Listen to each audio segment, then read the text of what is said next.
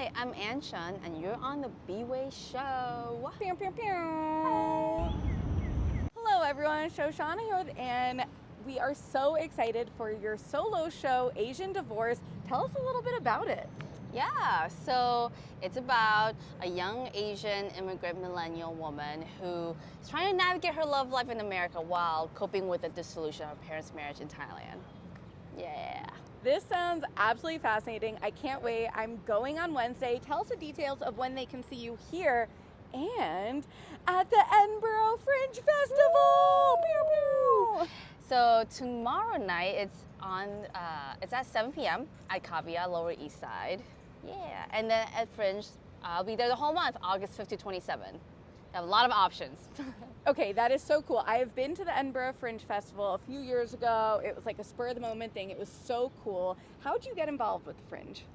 So I went there in 2019 just to like go support my friends, check it out, and I was like, this is so awesome. I want to do this. There's just so much creative energy, and I feel like it's one of the few times that, you know, up and coming artists and performers like myself can like perform, 22 times in a row. Yeah. That is so cool. It's like on my bucket list to go back. I'm so excited whenever I hear people talk about it. What's something that people might be surprised about your style of performance? I feel like it depends. Some people are like, oh, I didn't realize you'd be so raunchy. And then some people are like, I didn't realize you would get so vulnerable. Yeah, so I think people would also find surprising that even though the show is called Asian Divorce and even though I look like this, white dudes have come up to me. I was like, yo, that was very relatable. So, yeah. What a weird concept that people of all ethnicities and backgrounds have relatable stories. So wild, y'all, that we could just have stories by BIPOC artists that are about whatever and that they can be. All stories are about everything. I love it. I'm so excited. Yeah. I think what you're doing is amazing. We love solo shows. We love taking a story that might be a little like, what could that be about? And then diving deeper. Is there anything else you want to say directly to the fans? I think you're going to love it. It's a dramedy. People laugh a lot. You might cry a little. Who knows? But you're definitely going to have a good time. And there's something in it for everybody. We love that. And now let's just like rewind for a few seconds. Get your origin story. Where are you from? Where were some of your like best memories? Anything that people might love to know to get to know you a little bit more as an artist. I love that you said origin story because the tagline of the show is it's a hoe origin story. It's like a story of how this character became a hoe. Get it? But we're not going to talk about that, about how I was a hoe like several years ago. In my younger times, my younger days. I'm from Thailand. I'm born and raised in this town called Sriracha, like the hot sauce. Ooh. Yeah, spicy. And I started doing comedy when I was living in San Francisco years ago.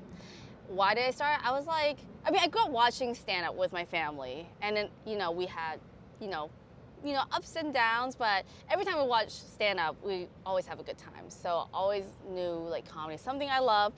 And when, Ali Wong came along, I was like, it's not just someone who looks like me who's doing this. She thinks like me. Like we're both like nasty-minded.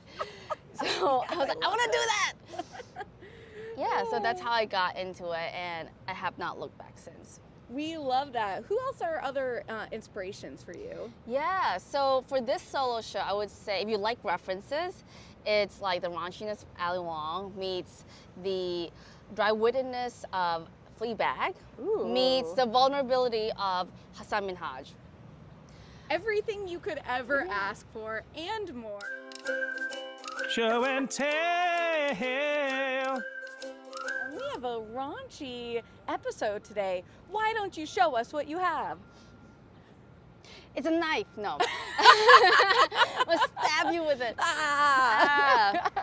No, yes. It's a vibrator, as you can see. Not a very, very basic one, like Amazon, $30. I don't know. The first vibrator on Show and Tell, making history. History, yes. Yeah, so the story behind this vibrator, and I talk about my solo show, but it's you know, I talk about, I'm very open about my sexuality. Yeah, and We love talking about that. yes, it's time for women who look like me to own it instead of being subjects of it. Yes. Yes. Yes. Thank you. Yes. Yes. Amazing. And you know, I talk a little bit about how this guy character gives it to me on a first date. I want to leave you at that. This is amazing. So when I like prompt people with show and tell, it's like, bring an object that has either like a special meaning or is important in your life in some way or relates to your show. And I love how so many people take it in so many different directions.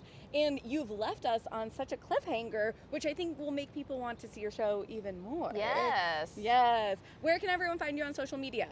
And Chun Comedy on IG, TikTok, Twitter.